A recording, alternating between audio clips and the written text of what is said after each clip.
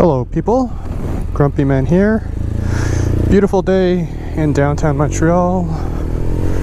It's what, September 28th and it's 17 degrees.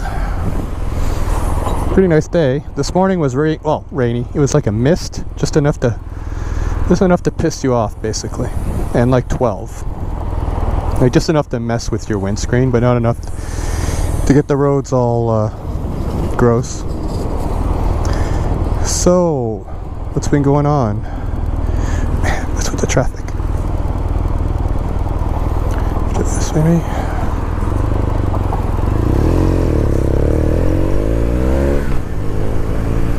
So let's just get going here. So the subject of today's little video. Yes, I need gas.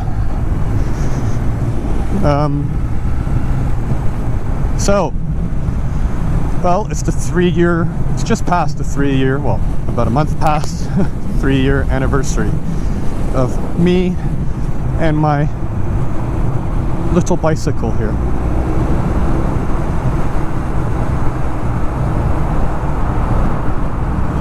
So, yeah, and 30,000 kilometers. Actually, I could tell you exactly, but I think I'm at 31 now, but yeah.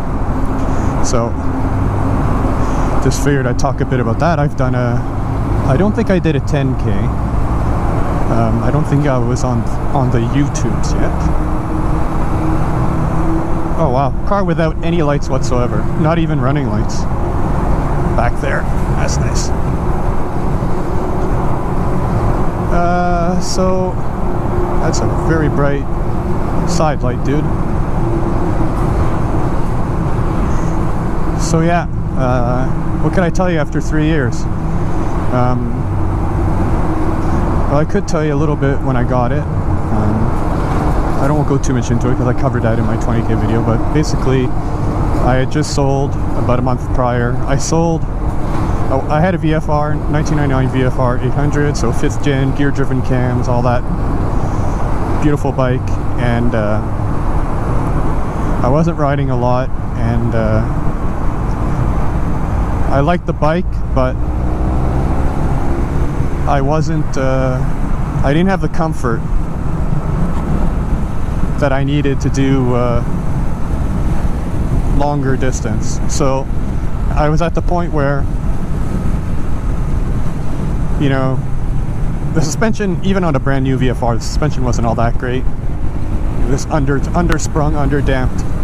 So I had lined up all the modifications I would need to do to make it a bit more comfortable. So I was going to put some risers.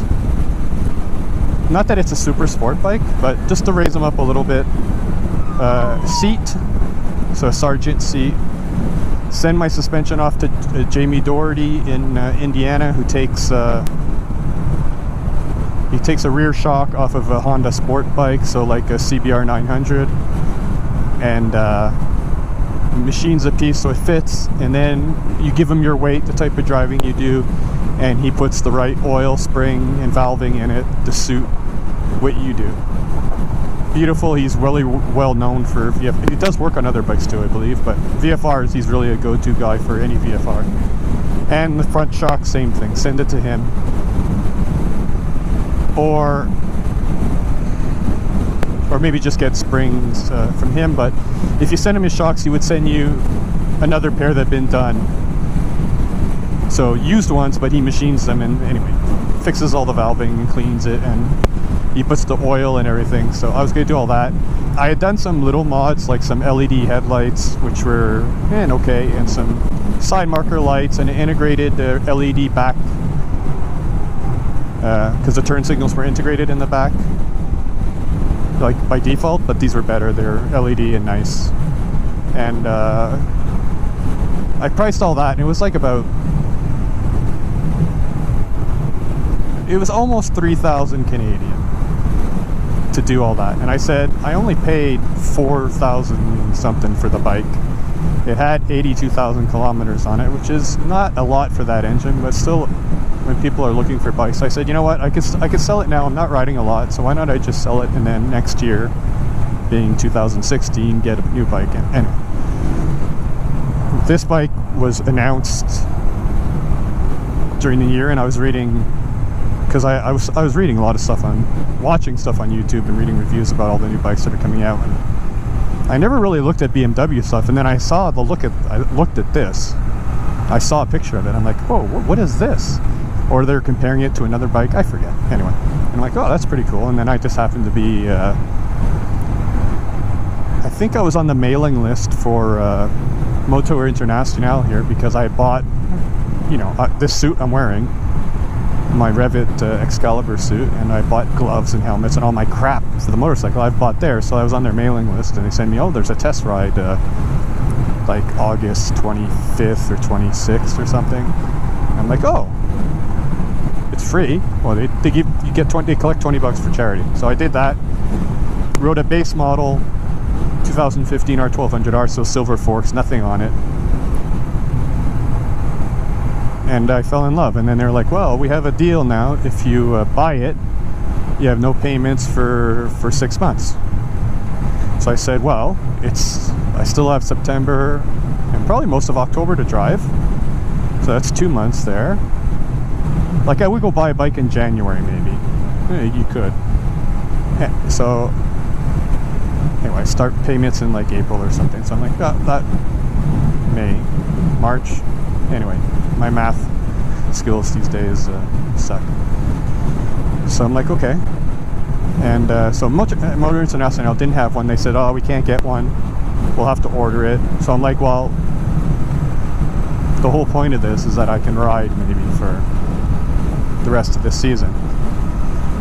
So then I called the other BMW dealer where I'd gone just to look at Ducatis, I think, at one point. I think I was just very slowly shopping and trying to look at a few bikes before I made a decision for the next year. So I called the guy, I forget his name. Anyway, my net is closed now anyway. But so I went there, I called them, and I said, do you have the same promo? They go, yeah, it's BMW Canada, that bmw-motorrad Canada that has the deal. So gave a nice lady all my info on the phone, and yeah, in a couple days I was approved the next day, and then I went to pick it up on the Friday or the Saturday. I think the Friday before it was Labor Day weekend, so the Friday. And yeah, I think Labor Day was probably on the Saturday that year. Anyway, so picked it up, and I'm like, drove it home, got used to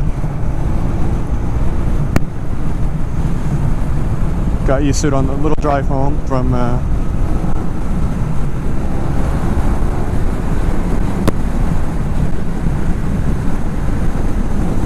Laval, and yeah, been happy ever since. So as for you can read any review of this bike. It's 125 horsepower, 92 foot-pounds of torque, very flat torque curve.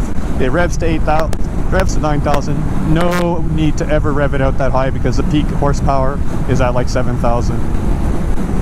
Plenty fast. Weighs just under 500 pounds with fully fueled. The weight's very low. I have the medium seat on 5'10" with like a 32 inseam and 31. I'm just going by the pants I wear. And I can flat foot it. So possibly a little bit of a higher seat would be probably more comfortable for me, but I'm fine. I don't ride for more than a couple hours at a time, like even if I take a big long trip. So I've had zero problems with it. I've done all the maintenance at the BMW deal. The first maintenance is after 1,000 kilometers. I hit that pretty quick. So I did that at Monette, and I got these LED turn signals. These are the BMW ones. I got them installed when I was there, because they have to reprogram because they're LED, so there's less resistance. So they had to reprogram that, and I did the first. Basically, it's just an oil change, and they just check everything on the bike, make sure everything's cool. Then I did the next one was at 10,000. So it's every 10,000 there's a service, and every second service is slightly bigger. So the next one is the 30,000, which I'm not going to do this year. It'll be done in the spring, and that I believe they do the forks. I've never changed fork oil on a bike that I've owned, so is the service a bit pricey? Yeah, it's a bit pricey, and some of the prices they charge, but I don't have the tool to connect to this, so I'd still have to bring it there for when the service reminder comes on. I'd still have to bring it to the dealer to get them to reset it, or I get the tool for $300, which, yeah, if my next bike is a BMW, I will buy the tool straight away, and I will do as much as a maintenance myself as I can. So, I mean, you still want to bring it for the software updates, which you can't do yourself. It's not like a car. My Focus, I can grab the software updates, or the ones for the radio anyway. I guess the system ones I can't get. So anyway, I've only done the service. I've had a problem, I thought, with oil consumption. Maybe it was just a fluke, one interval I was burning a bit of oil, but I know Boxers, if they're on their side stand for a while, they tend to chip some oil. You might even get a little bit of smoke out of the exhaust. So this switch here for the trip and info is sticky, and before my warranty expired, which was on the 28th of August, it took a month to get the part, basically. So I'm going next week to go get that fixed, and they're going to check the oil. I did put in 400 mils of oil since when they checked it, and they took a note of the mileage and everything. Besides that, I've done the maintenance, so the spark has been done, the valves have been changed. The valves adjustment has been checked, they didn't need it. Every oil change, even though you don't technically have to, I've gotten the drive shaft oil change, since it's only 160 mils of oil, even though it's like $90 a liter or something crazy for whatever oil they're putting in there. I'm pretty sure it's made from the ground horns of unicorns or something, and I don't know. But for me, it was just peace of mind. Now that if there was anything under warranty, you know, they would fix it. So all that air filter's been changed, spark plug's been changed once. I think it's every 20,000 maybe, which still seems a bit much. Anyway, the only other thing I've done on it is put these bark busters. I bought this touring BMW touring screen, sport screen, sorry. So it takes the wind off my chest, and like the bugs don't hit my little GV tank bag here, and it basically makes a lot of dirty air around the helmet, so it makes it a bit noisy. So I might invest if I'm not getting a new bike next year, which is I'm pretty sure I'm not, then I'm going to get a screen. For $300-400 bucks, I can get a Puig or a Touratech, something about maybe nothing too crazy, maybe about 4 inches taller, and that should take it to the top of my helmet. And I'll try that out, especially for long trips. I mean, it's 4 screws to change, so it's like dead. It's like 5 minutes to switch it out. So besides that, I've put tires. So it came with PR4s, Michelin Pilot Road 4s, beautiful. I did 12,000-ish on those. I had no complaints. They crept a bit, but I think from what I've heard from people is the front tire, you need to put it at 42, not 36. Michelin's like higher pressure. Whatever. I got 12,000, I said, hey, that's pretty good. So then, when I was shopping for tires, I said, well, what's the Metzler Roadtech 01s were new, so I put on a set of those. They were expensive, and I got 18,000 on them. The front had a little bit of tread left. The back was flat, so really squared off, and the belt, steel belt was showing in the middle in a few spots. So yeah, I got exactly 18,096 kilometers, which for me is phenomenal. I haven't changed that many tires on my bikes that I've had, but pretty. I've changed tires because of their age, and they were all cracked and dry. But for mileage, it's pretty much the first time I've gone through this many sets of tires on one. So yeah. So now I put on the new Michelin Road 5s. They're the newer version of the Pilot Road 4. I got a decent deal on them, and we'll see. I like them. I find the feel is really good. Seem to make the ride is a little bit less harsh than the Metzlers. Anyway, this is not a tire review. I think I did a little video on the tires. So I put this gas in this.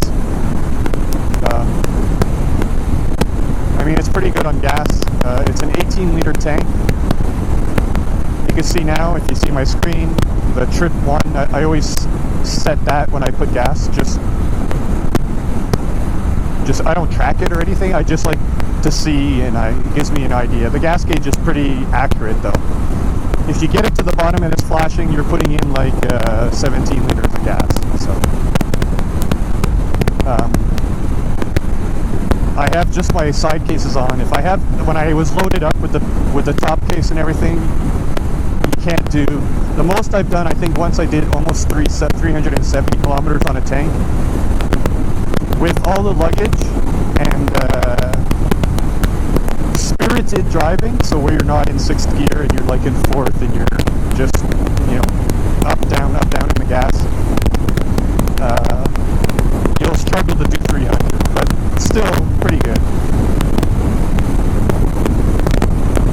Yeah, I'm gonna slow. I've got 2 speeding tickets in the last month, so I'm gonna slow my roll a bit because it's getting expensive.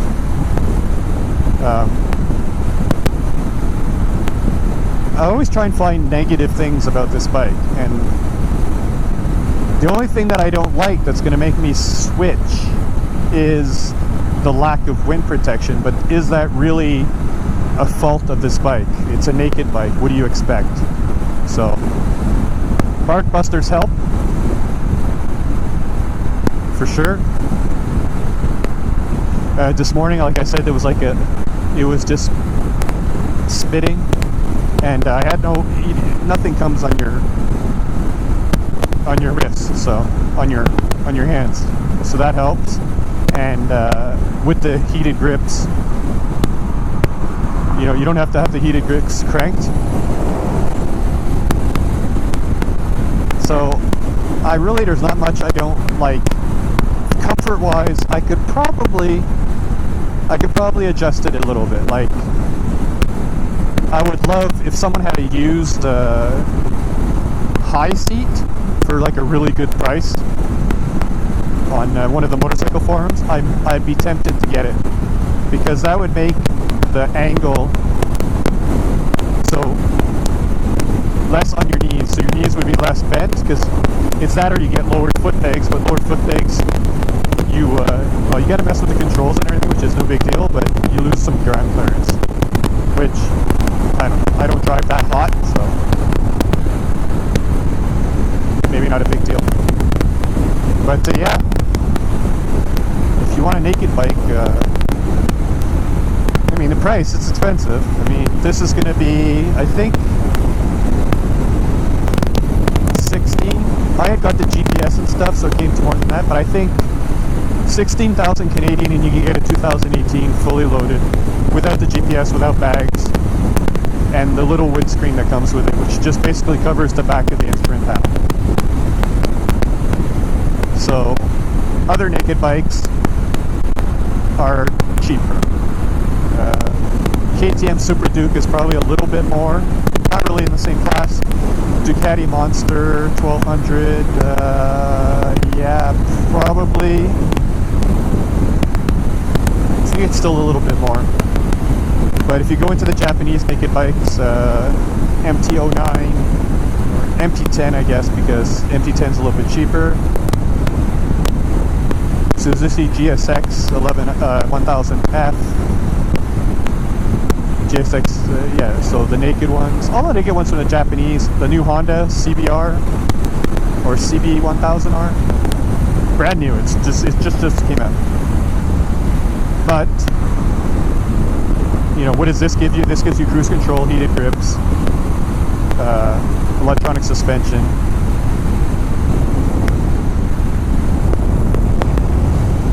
But I don't think the electronic suspension is a must-have. Heated grips, yes. Cruise control, yes. Maybe you don't need it. Maybe you want a throttle lock and you're happy. I've got bad wrists, and I'm not a 19-year-old kid anymore, so I've said it on all my videos. I love cruise control. GPS, you can strap your phone. Use Waze. So, well, I get this. You know what I mean? I go in the screen here, and you see, look, I got all my information. Can I live without it? Yeah. It's just a Garmin, and Garmin is not like the be-all end-all of GPS. You can have your phone and you can use, I mean, on my phone I can use Apple Maps, Google Maps, or Waze. So, I mean, between one of those you're going to get to where you're going. So, yeah, and you can get a weatherproof case and the whole, I had that on my bicycle. I had a case, put the iPhone in, and it's like waterproof and everything, so totally doable. Or you could just put it in your tank bag here in this little thing here, and you have Bluetooth, boom, done. So, and wiring power, I mean, it's 2018. Most have USB. This has one port only in the back. The screen, do I like it? Not so much. I would like that to be a tack and just have a digital speedometer. To me, that would be ideal. Did it stop me from buying the bike? No. I could switch the modes. I can have a sportier one that just has two things on the bottom and a big tack. Still have your gear indicator. Gear indicator I like to have. It's just cool. I like gizmos, and I like, you know, that stuff.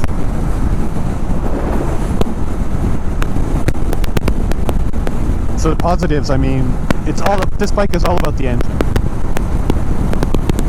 It's such a tractable, not peaky, like power from 2000 RPM all the way to redline. It doesn't vibrate. There's a bit of vibration, but not really like that annoying like inline 4 buzzing. You just feel it, and you can, when you blip the throttle, you can feel the bike moves a bit. You get a little of that torque effect. The suspension, I find it a little bit stiff compared to, like, I drove in the R1200RT, which has a softer setting with the same with electronic suspension. There's two settings on this. There's like stiff and effing stiff. I've tried it. I think it's for like really smooth track work. I don't use it. And even the modes for the fueling, I have it set to a custom mode, which is normal mode, ABS and traction control, and the sportier dynamic, they call it throttle. But I have the Ride Modes Pro. If you don't have that, you only have, I think, Rain and Road. So Rain is like super sensitive traction control, ABS, and you can give it a handful of throttle and it's like giving it like a little bit of throttle. So it's really, you can actually stall the bike if you're not used to it, because I'm used to it in the sportier one, and if you put it in the Rain, and Road is fine, even Road is fine, I mean, for the throttle, but I put it in a custom setting because I can. Otherwise I'd run it in dynamic, but I don't want the ABS to be in the super not sensitive mode. So just like I don't ride with the ABS turned off. Oh, maybe my daughter is getting off that train. So anyway, this is to me, this is I've tried a lot of bikes now. Probably almost 20 that I've done videos on, and I might be a BMW fanboy, but you know, I think I give honest reviews. I don't know. And even the sound of this engine is like, it's got a really distinctive sound, and I got like not a loud exhaust, it's just I don't even think it's louder than stock this. It's just a different sound, and it's a bit lighter, and the stock exhaust is really ugly. Wow, 23. I have, like, I'm dressed warm-ish. But this is a good do-it-all motorcycle. I mean, you could commute, you could buy it as is and just be like an all-around bike. You could do what I did, and you could put a bigger windscreen. You can put, well, the Bark Busters is just when it's cold. I don't wear them. I don't put them on. They're really easy to put on and off. I leave the bracket attached to the handlebar, so it's basically a couple screws. And you could put, you know, I got the full shad, you know, top case and side cases. Put that on. I got a dry bag. I don't have a passenger usually for bigger trips, so yeah, it's sweet. I find it comfortable. I've done my record is a 820 kilometer day. That's almost an 11. It was over 11 hours, but so if you think 11 hours, 820 kilometers, all different road conditions. And was I sore at the end of the day? A bit, but that's, I'll put that to my age and my problems with my shoulder. My butt wasn't falling asleep. The seat's pretty good. Is a Sergeant seat or some other seat better? Yeah, could be. You can get a heated seat too. But no. So, and reliability, I see people make comments about BMW sometimes about reliability. I mean, it did take a month to get this little switch here. If it really wasn't working at all and it was completely busted, maybe I wouldn't be in such a good mood, but hey. So yeah, you put gas. I mean, roughly 300 kilometers range is not bad for a bike. And most people that I see do reviews and stuff, they say, well, you know, I mean, if you're doing an iron butt or something, an event, then yeah, that's something different, right? But for me, with my bladder, I'm only going to go at most a couple hours. And I try and stop every couple of hours to stretch, even if I don't have to pee. Stretch, have a sip of water, you know, you gotta stay hydrated and all that. And so yeah, do I recommend this bike? Grumpy Man of Grumpy Man Reviews totally endorses this bike. This is like, and there's used ones on the market. I don't see a lot of these. I've seen, in my 3 years, I have seen 1, 2, maybe 3 other people with this bike. Even though the salesman says he does sell them, I just don't know where they are. And we're talking, you know, parking downtown Montreal where there's big, you know, motorcycle parking lots where you can fit like 30 bikes and stuff and different, and driving around downtown, and, you know, in my 30,000 kilometers. But if you could find a used one, I think it would be a safe bet. If it was taken care of, that's with, well, I mean, that goes with any vehicle you're going to buy. But you know, I hate chains now just because I'm a bit, I wouldn't call me anal, but I like to have a clean bike. Do I stop in the middle of my 3-day road trip and power wash my bike? No. But when I get home, I like to get the bugs off, and I don't. When I trade this in or I'm going to sell it to someone, I want it to be in good shape. And anything that has paint on it and stuff, the bug has acid in it, it's going to make marks on the paint and stuff. So you know. And this is one of the biggest, this is the most I've ever spent on a motorcycle. With the taxes and everything, it was nearly 20 grand Canadian. Of course I'm going to take care of it. But if you could find a used one, and even the model before, like, don't get me wrong, the non-water-cooled model, so the oil head, is it called an oil head or is it a cam head? I get them. But the model before this with the funky front suspension, I've seen those. And I've seen guys with like hundreds of thousands of kilometers on them. Like, if you could find one of those too. The engine has the same characteristics. This is just a little bit more powerful. So, you could find one, and you're in the market for like a good all-around motorcycle, man, pick it up. Especially if you get a good deal. If you find one with a little bit of mileage on it, just get it checked like everything else. So anyway, I'm gonna stop just up ahead, put some petrol What an absolutely gorgeous day. It was pretty rotten out this, well, it wasn't that bad, but wow, fall is here. Well, Monday's October 1st, so election day in Quebec, yay, get to vote for arseholes, but that's the way it is. So I hope you liked this video. If you have any questions about this bike, hit me up. I'd be glad to answer them. I think I'm pretty thorough in my reviews of these things, but you never know. If there's some weird question, don't be scared. There's no such thing as a stupid question, I guess, just like they tell you in school. But so yeah, have a great day. Thanks for watching. Like, subscribe, tell your friends, tell your kids, tell your grandparents to watch. Have a great day.